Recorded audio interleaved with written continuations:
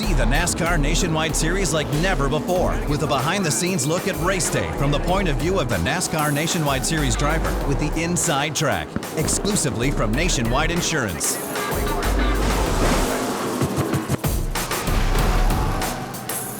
I guess I've found over the years that I feel a little bit more relaxed when I do as much preparation as possible. Thinking about the time that I had been there before and what that race was like and what little things I did in the race to help. Old broadcasts on YouTube usually. I get in-car DVDs of other drivers. And also talking to my crew chief, talking to Tony about what changes we're gonna make with the car, and really just feel like I've done everything possible to prepare. Like any changes that we come up overnight, thinking about it, laying everything out on the table, what we can do to make the car better for qualifying, that's kind of what we do. And then then basically the car goes through tech, and it's just pretty much a waiting game till you get ready to qualify. It doesn't take over the fact that I get nervous. I get really nervous, and it's not the worst thing in the world for me to be nervous. I suppose I find that when I'm under the most amount of pressure, it tends to be almost when I do the best. So I don't know what kind of things that does to me internally and mentally by letting myself get nervous and not trying to find ways around it, but I guess it works. It doesn't feel good, I tell you, because your stomach feels like it's in knots. I suppose you could say the more busy you get, the less you think about it. So as soon as I have to get in the car, always from the left, putting on my gloves and my helmet and getting all strapped in and everything, you're kind of busy. You're making sure everything feels right, and that's distracting enough.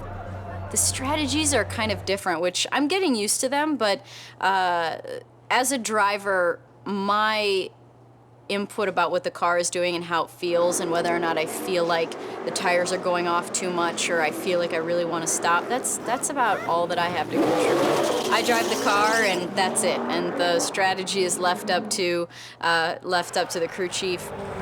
I don't want to call the strategy. Everybody has their own special seat.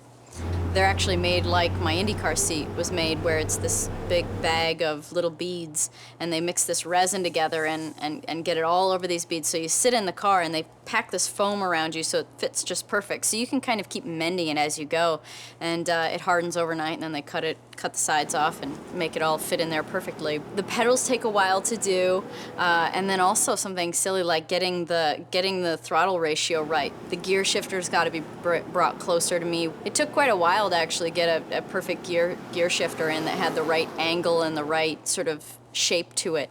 And then also on the dash there's all the flips and switches and stuff. That all had to come forward towards me, I don't know, 10 feet or something.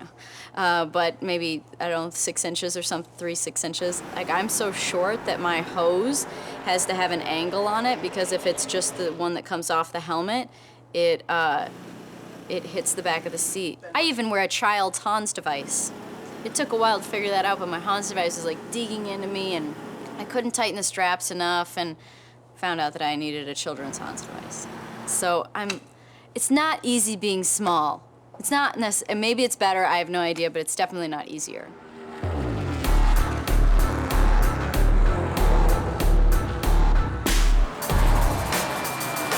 For more exciting episodes of Inside Track, follow us on Facebook.com/NASCAR Nationwide Series.